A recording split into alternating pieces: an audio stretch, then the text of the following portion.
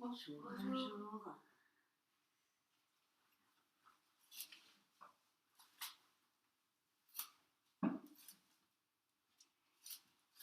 Donc aujourd'hui, j'aimerais reprendre la méditation. L'autre fois, j'avais donné comme point de départ tranquille et détendu. Et ça me semble toujours un plutôt bon point de départ. Mais à la fin, en parlant, on était arrivé à deux paradoxes. Le paradoxe que plus on veut bien faire et moins ça marche. Et l'autre que, en fait, c'est très simple et du coup, c'est très difficile. Alors aujourd'hui, j'aimerais reprendre au début et poser cette question. Après tout, qu'est-ce que c'est la méditation? euh, En fait, quand on pense méditation, on a tout de suite l'idée qu'on va méditer sur quelque chose. On médite sur un texte, on médite sur une phrase, sur une idée, etc. Or, il y a des méditations de ce type dans la méditation bouddhiste, bien sûr, mais ce dont je parle moi, ce que je pratique, la méditation de notre école, vous le savez certainement, c'est Zazen, c'est-à-dire une méditation sans support. Et Zazen, donc, c'est le terme que je vais employer plus facilement maintenant. Donc Zazen, qu'est-ce que c'est? Je reviens à la question. C'est un peu difficile de répondre à cette question, alors je vais prendre autrement. Zazen, qu'est-ce que ce n'est pas? Ou la méditation d'ailleurs en général, qu'est-ce que ce n'est pas? En fait, c'est le contraire de ce dont ça a l'air.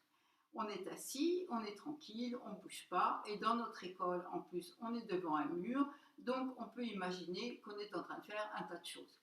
Mais Zazen, ce n'est pas. Donc c'est déjà pas un retrait en soi-même, un moment où on prend un peu de repos, loin du monde, en fermant les yeux, en fermant les oreilles et en regardant un mur. Ce n'est pas non plus un moment d'introspection. Par exemple, on pourrait découvrir toutes les qualités fascinantes qu'on a, ou suivant le jour, on pourrait s'apercevoir à quel point on est horrible et épouvantable. C'est pas ça.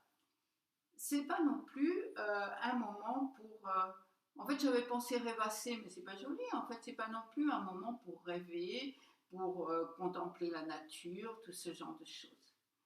Et enfin, c'est pas non plus un moment pour faire dans votre tête la liste de tout ce que vous voulez regarder sur Netflix. Donc, tout ça, c'est pas mal. Je ne suis pas en train de dire que toutes ces activités, en quelque sorte, dont je viens de parler, sont mal ou mauvaises. On peut parfaitement s'asseoir et contempler la nature. On peut parfaitement faire des listes de tout ce qu'on veut dans sa tête. On peut rêver, c'est bien. Hein, on peut rêver devant le ciel si bleu, si calme. On peut se remonter le moral en regardant toutes les choses qu'on a faites qui ne sont pas si mal dans notre vie le jour où on en a besoin. Et puis on peut se retirer un petit peu parce que simplement on a envie de se poser. Donc tout ça, c'est pas une question de jugement, de bien ou de mal. Simplement, c'est pas Zazen. Voilà. C'est ça ce que je veux dire. Euh, Moi, je pense que en fait, je ne sais pas comment l'expliquer Zazen, et il faut que je passe par mon expérience personnelle en quelque sorte, parce que les mots de c'est comme ça et c'est pas comme ça, c'est très limité. Par contre, l'expérience personnelle, elle s'appuie sur quelque chose qu'il est difficile de mettre en mots, mais qui est plus, comment dire, qui parle de cœur à cœur, je dirais.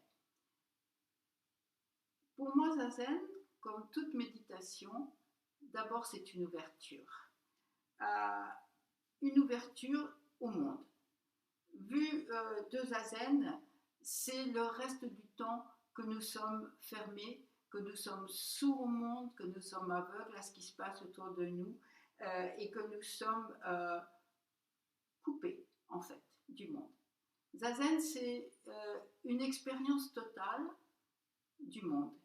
Euh, pour revenir à moi, à mon expérience de Zazen, que je souhaite décrire autant que les mots soient possibles. Quand j'ai commencé Zazen, j'ai eu l'impression que jusque-là, j'avais vécu dans, dans une seule pièce, quelque chose d'un petit peu fermé comme ça. Alors, suivant les moments, suivant mon état d'esprit, Soit les murs étaient vraiment très très rapprochés, très étouffants, hein, ça c'est quand on est en colère, quand on est jaloux, quand on est dans tous ces états d'esprit négatifs. Alors les murs se rapprochent de nous, on n'a plus du tout de place pour respirer. Soit dans les moments où tout allait bien, alors les murs s'éloignaient et tout devenait beaucoup plus confortable, mais ces murs étaient toujours là. Et commencer Zazen, pour moi, ça a été comme une porte qui s'ouvre à un endroit où on ne sait même pas qu'il y a une porte. Là, cette porte s'ouvre et tout d'un coup, il y a un espace. Et on s'aperçoit que cet espace, il a toujours été là, en fait. Mais simplement, nous avons créé ces murs. Et bien sûr, pour moi, c'était, je ne sais pas comment dire, c'était comme une immense respiration tout d'un coup qui s'ouvrait pour moi. Et puis les murs se referment. Mais c'est complètement différent. Parce qu'on sait que je ne suis pas seulement cela, ce que j'imaginais, mais il y a tout cet espace. Je ne suis pas limitée. Le monde est là et je suis là, et nous sommes deux et nous sommes un aussi. Et ça, c'est la respiration complète avec le monde.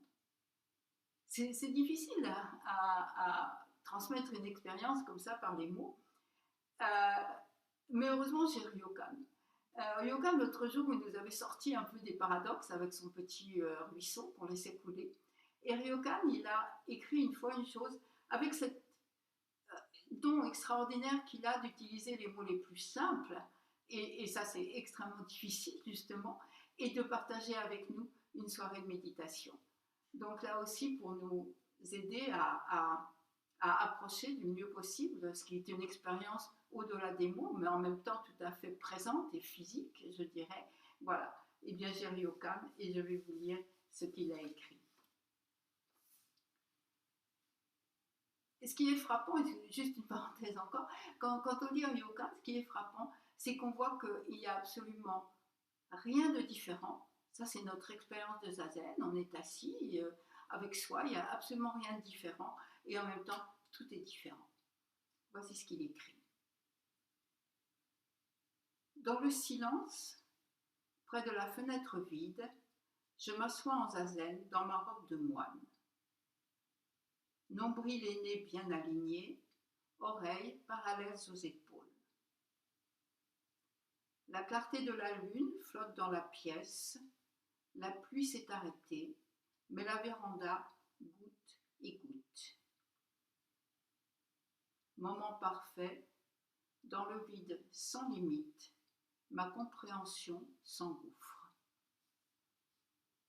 Voilà, je vous souhaite une journée comme ceci, pleine de moments parfaits. Merci.